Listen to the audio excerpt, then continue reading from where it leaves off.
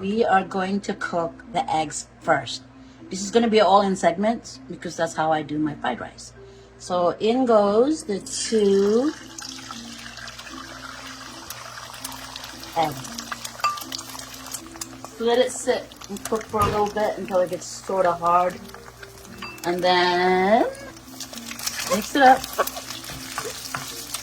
Mix it up. Fried rice is the easiest to make.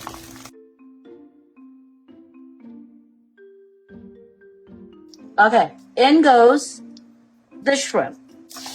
Let it brown. Don't move around too much because you want it to give it a nice little good crispiness on each side. So this is marinated in olive oil and that spice I showed you. Any spice will do.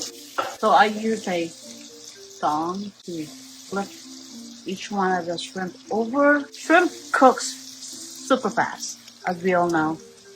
So just flip it, feed it sear. So that's what you want. Just a nice sear. This shrimp is, I guess you would call it jumbo, but these are large, and I devein, took all that stuff, that black stuff that people dread. They don't like that thing. So I did this. So now there's a ancient Chinese secret, right? As we all make fun of, but yes, it really is. Because I just found out about this trick and how to make your shrimp nice and bouncy and fluffy. And here's the thing, right? So this much shrimp, yeah, sure. So I cleaned it up, took all the head off, blah, blah, blah. So the trick is you mix in a bowl after you wash everything out, the shrimp. So you mix at least, say for example, like 1 tablespoon. It depends on how much shrimp you're cooking with, then I would put in 1 tablespoon of baking soda. I know that sounds funky to you guys, but that's the secret. And then some crushed ice or whatever ice you have. It has to be cold. How's that? And then you just let it sit, mix it up with your hand, whatever. And then just sit aside for about an hour or 2, no longer. If you notice, see how bouncy this is? Like, that's bouncy, right? Because it tenderizes, and I use that with like the Mongolian beef. I do the same thing. See, that's how you do it. So keep it nice and seared like that. That's what you achieve, or you're trying to achieve. I've not done a cooking video, so I don't know all that fancy talk, like Gordon Ramsay. Okay, so that looks really nice. Again, that's what you want. And this is all on high heat, by the way. So the kind of oil do I use? Either vegetable oil, and if you really want it fancy, then you do the peanut oil. I like peanut oil actually because it's just all the aroma. Okay, when you see this part, that's semi-cooked. It takes less than maybe 5 minutes for the shrimp. You don't want a rubber shrimp because when they start to curl like that, that means they're cooked. So now we have the cooked eggs, scrambled eggs, separated, right? If you want to cook it all at once, it just wouldn't look good, at least to me. Okay, so placing the setting on high again.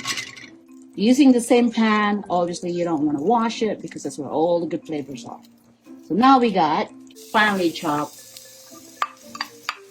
carrots, garlic, and whatever you have. Yeah, I have some leftover bell pepper, and I always have some carrots in the refrigerator, but bell peppers don't really, trust me, they don't last too long in the refrigerator. So when there's some leftover, whatever you have, just even celery. I don't use the celery on this batch because I still have some of the aromatic. Okay, here's the white part of the onion, also known as scallions. So the first time I ever came to this country, I was sent to go and look for some scallions. So I went to the grocery. I didn't want to admit that I don't know what scallion is. I was all over the grocery store like, oh my god, there's no scallions. I was reading all the, the vegetable names of the vegetables at the vegetable area. Right.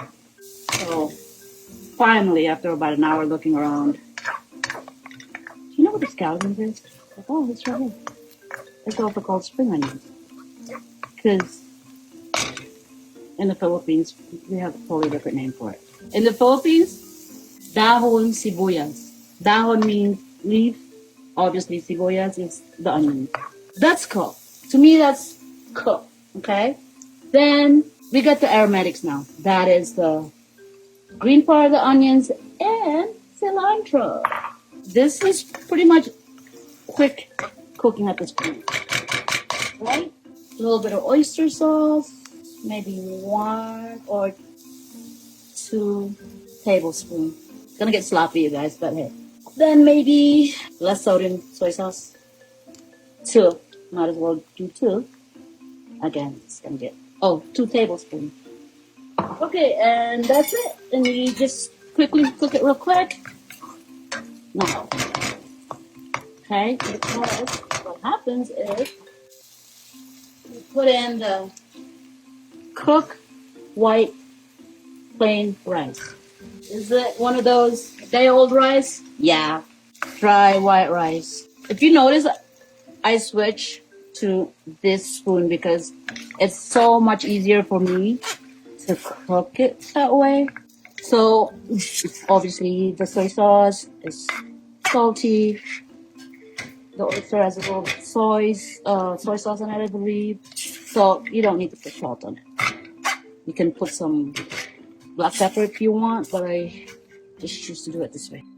Like I said, make your own fried rice. So it looks good so far. Just mash it down. Smash it down. It's all nice and cooked at this point. Then you go ahead and add that scrambled eggs that we separated earlier. Last minute, right? Last toss is the shrimp. Looks really good. Again, these are already cooked. So all I'm doing right now is, like heating everything, especially the rice, because the rice is somewhat cold. You need to make your rice cold before you cook it, so it has all that bounciness.